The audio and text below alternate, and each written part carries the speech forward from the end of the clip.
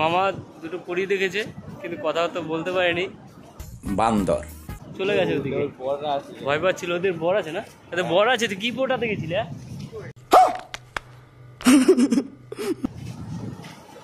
Hello guys, এই মামা কোনদিনও চলে না আর আজ অব্দিও চলছে না। সঠিক বলেছেন, আপনার বুদ্ধি ভালো। ভবিষ্যতেও চলবে না। মেয়েদের দেখে শুধু চোখটা আর জিরা জিরা, আর কিচ্ছু করে না।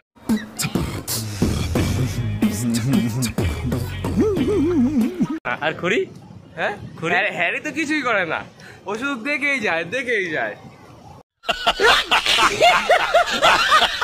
ফালতু একদম জঘন্য ছেলে। এদের নিয়ে রাস্তাঘাটে আসা মানে মান সম্মানে পড়া।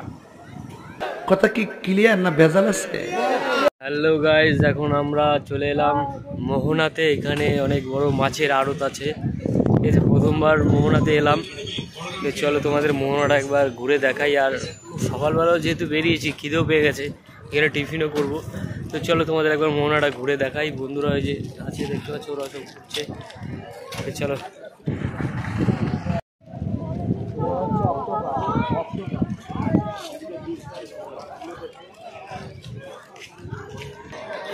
এখানে দেখতে পাচ্ছ ওই যে মাছের বাজার টাজার রয়েছে। এখানে সব বিভিন্ন ধরনের মাছ ফাছ রয়েছে।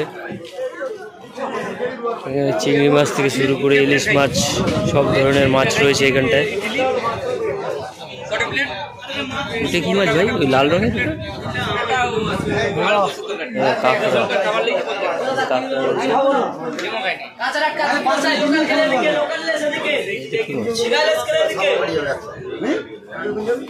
এটা কি মাছ?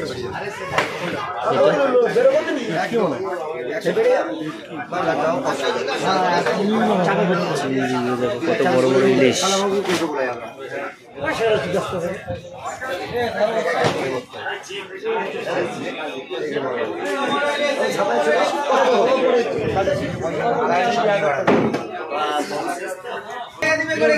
এখানে আছে ভেটকি মাছ, ইলিশের সাইজ কত বড় বড় পমফ্লেট মাছ। এই পমফ্লেট মাছ, এইটা কি মাছ আমি চিনতে পারছি।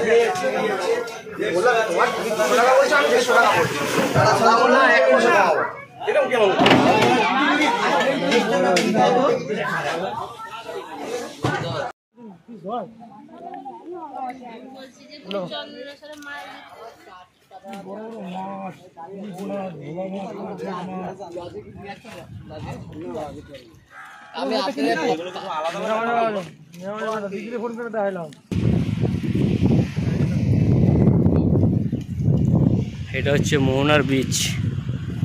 আর ওইখানটা মনে হচ্ছে যেন সমুদ্রের মাঝখানে চর পড়ে গেছে। ভিউটা ওয়াও।